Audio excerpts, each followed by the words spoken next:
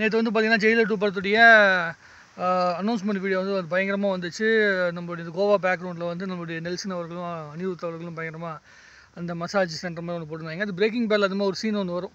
அந்த பெட்டர் கால் சால் சொல்லிட்டு வந்து சால் குட்மேன் அப்படின்னு சொல்லி ஒரு கேரக்டரும் ஜெசி பிங்க்மேன் அப்படிங்கிற 2 பேரும் வந்து பார்த்திங்கன்னா இந்த நெயில் சலூன் சொல்லிட்டு ஒரு சலூன் உட்காந்துருப்பாங்க. அந்த சீனுடைய அந்த ரெசம்பிளன்ஸ் வந்து பார்த்திங்கன்னா அவர் யூஸ் பண்ணியிருக்காரு நம்ம நெல்சனு. அது சூப்பராக இருந்தது, பார்க்க ரொம்ப இன்ட்ரெஸ்டிங்கான விஷயம் இருந்தது.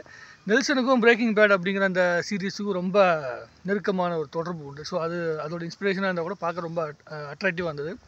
தலைவர் வந்து பார்த்திங்கன்னா வழக்கம் போல் ஜெயிலர் படத்தில் முதல்ல இருந்த லுக்கை விட இந்த படத்தில் வந்து இந்த அனௌன்ஸ்மெண்ட் வீடியோவில் வர லுக்கு வந்து பயங்கரமான லுக்காக இருந்தது. அது வந்து ரொம்ப ஃபயரியான ஒரு விஷயமா இருந்தது. போனதில் வந்து பார்த்தீங்கன்னா ஃபேமிலி ட்ராமா அது ஓரியன்டாக இருக்குது அப்படிங்கிற விஷயம். இதில் வந்து பயங்கரமாக ஆக்ஷனுக்கு வந்து ரொம்ப இம்பார்ட்டன்ஸ் கொடுத்துருப்பாங்க அப்படிங்கிற மாதிரி தான் தோணுது ஆக்சுவலி. ஏன்னா பையன் இறந்தது பிறகு வந்து பார்த்திங்கன்னா இவர் முழு நேர ஒரு கேங்ஸ்டரை வந்து எதிர்க்கிற ஒரு ஜெயிலராக வந்து மாறி போயிருக்கார் தலைவர் கதைப்படி.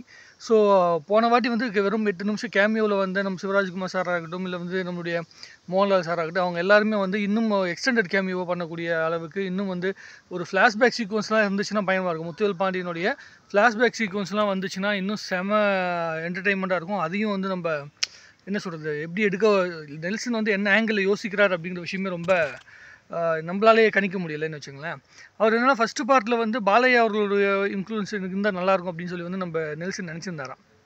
நம்மளுடைய பாலகிருஷ்ணா அவளுக்குள்ள வந்து ஏதாவது ஒரு கேரக்டரில் ஒரு போலீஸுமாக ஒரு கேரக்டர் கொண்டு வரணும் அப்படிங்கிற மாதிரி ரொம்ப ஆசையில் இருந்தாராம். ஸோ அது வந்து இந்த படத்தில் நடக்கும் அப்படின்னு சொல்லி வந்து நம்ம எதிர்பார்க்கலாம். நடந்தால் நல்லாயிருக்கும் அப்படின்னு சொல்லிட்டு. ஏன்னா பாலையாவும் வந்து பயங்கர முழு நேர ஆக்ஷன் படம் நடிச்சிட்டு இருக்காரு. 3 படம் தொடர்ந்து வேறு ஹிட் வேறு கொடுத்துருக்காரு இந்த டைமில்.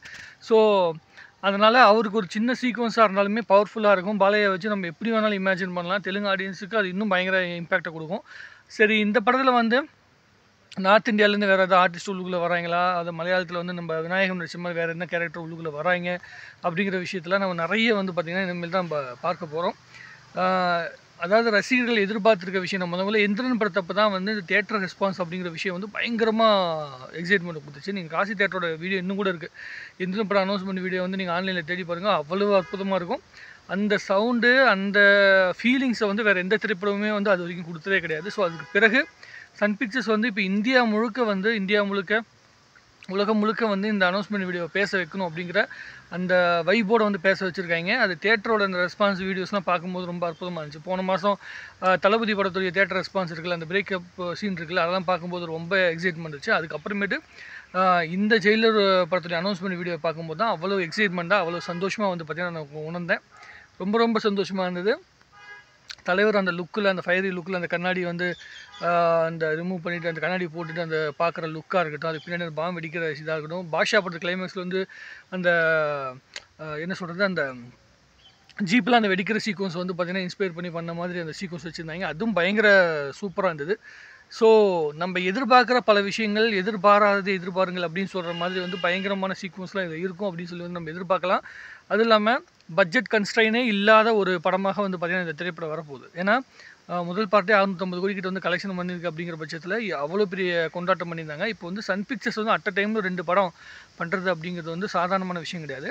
அதே மாதிரி ரஜினி சார் வந்து செகண்ட் பார்ட் அப்படிங்கிற விஷயத்தை வந்து அவ்வளோ சீக்கிரம் ஒத்துக்க மாட்டார். பாஷா படம் வந்து அவ்வளோ பீக்கில் வந்தப்போ கூட செகண்ட் பார்ட்டுக்கு அவர் உடனே பண்ணலாம் அப்படின்னு சொல்லும்போது அவர் வந்து அதை ஒத்துக்கலை. ஏன்னா பாஷா அப்படியே இருக்கட்டும் அப்படின்னு சொல்லிட்டு அவர் வந்து நிறுத்திட்டு அந்த சீக்வன்ஸை நம்ம ரீக்ரியேட் பண்ண முடியாது அப்படின்னு சொல்லி வேணான்னு சொல்லிட்டார்.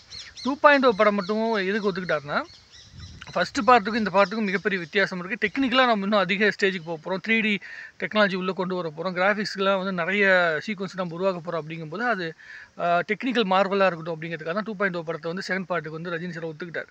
அதற்கு பிறகு சந்திரமுகி 2 அது இதுன்னு என்னென்னமோ பாட்டு கேட்டு எதையும் ஒத்துக்கல. ஆனால் ஜெயிலர் 2 படத்துக்கு வந்து ரஜினி சார் ஒத்துக்கிட்டு இருக்கார் அப்படிங்கிற பட்சத்தில் கதை அவ்வளோ அழுத்தமாக இல்லாமல், இல்லை வந்து அந்த கேரக்டர் திரைக்கதை வந்து பர்ஃபெக்டாக இல்லாமல் கண்டிப்பாக செகண்ட் பார்ட்டுக்கு வந்து அவ்வளோ சீக்கிரம் வந்து ஓகே சொல்லியிருக்க மாட்டார். வெறும் வந்து படம் வந்து ஃபஸ்ட்டு பார்ட் ஹிட் ஆயிடுச்சு, அதை வந்து அப்படியே ரீக்ரியேட் பண்ண முடியாமல் போயிருமோ அப்படிங்கிற ஒரு சின்ன கன்ஃபியூஷன் இருந்தாலோ, இல்லை சின்ன டவுட் இருந்தால் கூட வந்து கண்டிப்பாக ரஜினி சார் வந்து ஒத்துட்டு இருக்க மாட்டார். ஆனால் அதையும் மீறி இந்த கதையை ஒத்துக்கிட்டு இருக்காருன்னா கண்டிப்பாக இதில் வந்து ஸ்க்ரீன் பிளேல நெல்சன் அவர்கள் வந்து ரஜினி சார்கிட்ட சொல்லும்போது அது கண்டிப்பாக மிகப்பெரிய இம்ப்ரெஷன் வந்து அவருக்கு கிரியேட் ஆகிருக்கும். அது வந்து பிடிச்சதுனால தான் ஒத்துட்ருக்காரு. அதனால் என்ன மாதிரியான கதையை வந்து திரைக்கதையை நெல்சன் அவர்கள் சொல்லி ரஜினி சாருக்கு வந்து ஓகே பண்ணார் அப்படிங்கிற விஷயத்தையும் பார்க்கணும். அது வந்து இதுக்கப்புறம் வரப்போகிற ஒவ்வொரு விஷயங்களையுமே வந்து நம்ம ரசிக்கும்போது, அதை நம்ம வந்து என்ன சொல்கிறது, ஒவ்வொரு அப்டேட்டை பார்க்கும்போது அதுக்குள்ளே இருக்கிற அந்த எக்ஸைட் மூலமாக நம்ம தெரிஞ்சுக்கலாம் கதை எப்படி வந்து போகுது அப்படிங்கிற விஷயத்தை நம்மளால் உணர முடியும்.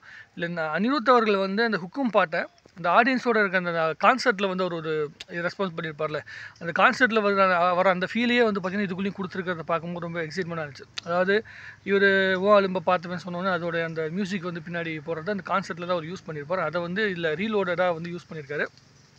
தனியாக அந்த ட்ராக்கையும் வந்து பார்த்திங்கன்னா யூடியூப்பில் ரிலீஸ் பண்ணியிருக்காரு. ஸோ இந்த படத்துக்குன்னு ஒரு மிகப்பெரிய எதிர்பார்ப்பு இருந்தாலுமே அதை வந்து எதிர்பார்ப்பு பூர்த்தி பண்ணுறதுக்கு ரொம்ப சிம்பிளான 2 விஷயம் தான் வேணும். திரைக்கதை ரொம்ப நல்லா இருக்கணும். அதே மாதிரி முதல் படத்தில் இருக்க அந்த கதை இருக்குல்ல, அந்த அளவுக்கு அந்த கதையோடைய அந்த ஓட்டம் இருக்குல்ல, எங்கே முடிஞ்சுதோ அதுலேருந்து அப்படியே கன்னியாக வர மாதிரி கேரக்டரை வந்து கரெக்டாக பண்ணிட்டாலே போதும். அதுக்கப்புறமேட்டு நெல்சனுக்கே உரித்தான அந்த காமெடி ஒர்க் அவுட் ஆகிட்டாலே போதும். படம் மிகப்பெரிய வந்து வெற்றி அடையும், அதில் மாற்றுக்கிறதே கிடையாது. ஸோ எல்லோரும் ரொம்ப எக்ஸைட்மெண்ட்டாக மிர்னாவாக இருக்கட்டும், இல்லை வந்து நம்மளுடைய யோகி பாபாவாக இருக்கட்டும், அந்த ரெட் கிங்ஸ்லியாக இருக்கட்டும், எல்லாருமே ஜெயிலர் 2 பற்றி பேசும்போது அவ்வளோ எக்ஸைட்மெண்ட்டோட பேசியிருக்காங்க. ஸோ எல்லாருக்குமே அந்த கதையை வந்து ஓரளவுக்கு தெரிஞ்சிருக்கு. நெல்சன் எப்படிப்பட்ட ட்ரீட்மெண்ட் பண்ணுவார் அப்படிங்கிறது எல்லாருக்குமே புரிஞ்சிருக்கு. ஸோ அந்த எக்ஸைட்மெண்ட்டோட அந்த சந்தோஷத்தோடு நானும் காத்துட்ருக்கிறேன். நான் பார்த்தோன்னே எனக்கு இதான் தோணுச்சு. எனக்கு அந்த ரியாக்ஷன் வீடியோலாம் போடணும்னு ரொம்ப ஆசை. அந்த 4 நிமிஷம் வீடியோக்கு ரியாக்ஷன் வீடியோலாம் போடணும்னு எனக்கு ரொம்ப ஆசை. என்ன பண்ணுறது, நம்ம என்ன சொல்கிறது, ஊரில் வந்து மாட்டிக்கிட்டால வந்து ரியாக்ஷன் வீடியோ போட முடியல. அங்கே சென்னைக்கு போனதுக்கப்புறமேட்டு அந்த ரியாக்ஷன் வீடியோ பார்த்துட்டு நம்ம ஃப்ரேம் பை ஃப்ரேம் வந்து ரொம்ப டீட்டெயிலாக உட்காந்து பேசலாம். இன்னும் 2 டேஸில் வந்து போனதுக்கப்புறமேட்டு நிறைய பேசுவோம். நிறைய இனிமேல் பேசுறதுக்கு நிறைய விஷயங்கள் வந்துருச்சு, அப்டேட் வந்துருச்சு. நம்மக்கிட்ட 2 படம் இருக்குது, ஜெயிலர் 2 அண்ட் கூலி 2 திரைப்படமும் இருக்குது. 2 படங்களும் கிட்டத்தட்ட பொட்டன்ஷியலாக 1000 கோடி ரூபாய்களை வந்து ரீச் பண்ணுறதுக்குண்டான வாய்ப்புகள் வந்து மிக அதிகமாக இருக்கிற திரைப்படங்கள் சொல்கிறாங்க. ஏன்னா இந்த திரைப்படம் ஜெயிலர் 2 அனௌன்ஸ்மெண்ட் வீடியோவே வந்து நார்த் இந்தியாவில் பயங்கரமாக ரிசீவ் பண்ணியிருக்காங்க. யூடியூபர்லேருந்து ரியாக்ஷன் வீடியோ பண்ணுற எல்லாருமே பயங்கரமாக ரிசீவ் பண்ணியிருக்கிறாங்க. ஸோ அதனால் இந்த படம் வந்து அங்கே மார்க்கெட்டிங் பண்ணுற விஷயத்துக்கு வந்து மிகப்பெரிய கஷ்டமான விஷயமே கிடையாது. ஜெயிலர் 1 திரைப்படம் அங்கே மல்டிபிள் ரிலீஸ் ஆகலை அப்படிங்கும்போது எல்லாருமே ஓடிடியில் பார்த்து அந்த படத்து மேலே மிகப்பெரிய இம்ப்ரெஷனில் இருக்காங்க. ஸோ ஜெயிலர் 2 படம் அங்கே எவ்வளோ பெரிய தேட்டரில் எவ்வளோ ஸ்க்ரீன்ஸில் வந்து ரிலீஸ் ஆனாலுமே அதுக்கு மிகப்பெரிய ரெஸ்பான்ஸ் இருக்கும், பயங்கரமான ஓப்பனிங் இருக்கும், அதில் எந்த வித மாற்று கருத்துமே கிடையாது. ஸோ அந்த ஒரு எக்ஸைட்மெண்ட்டை பார்க்கறதுக்கும் நான் ரொம்ப ஆவலோட காத்துட்ருக்கேன். தலைவருடைய 50வது வருஷம், இந்த 50வது வருஷத்தில் கூலி திரைப்படம் வந்துடுது. அதுக்கப்புறமேட்டு ஜெயிலர் 2 திரைப்படம் வந்து அடுத்த வருஷம் வரும் அப்படின்னு சொல்லி வந்து நம்ம எதிர்பார்க்கலாம். இல்லை இயர் 2 வந்து வரத்துக்கு வாய்ப்புகள் ரொம்ப கம்மி தான், அடுத்த வருஷத்துக்குள்ளே வரும்.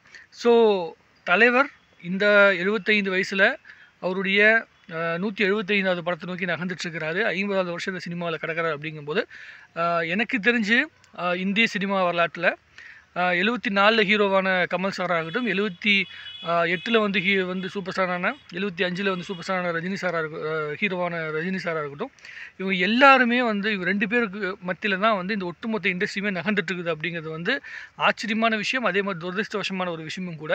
ரஜினி சாரும் கமல் சாரும் இப்போ ரிட்டையர் ஆகிட்டாங்க அப்படிங்கிற பட்சத்தில் அதுக்கப்புறமேட்டு அடுத்து இந்த லெவல் ஆஃப் அந்த ஃபேமை கொண்டு வரதுக்கு இன்னும் பல வருடங்கள் ஆகும்.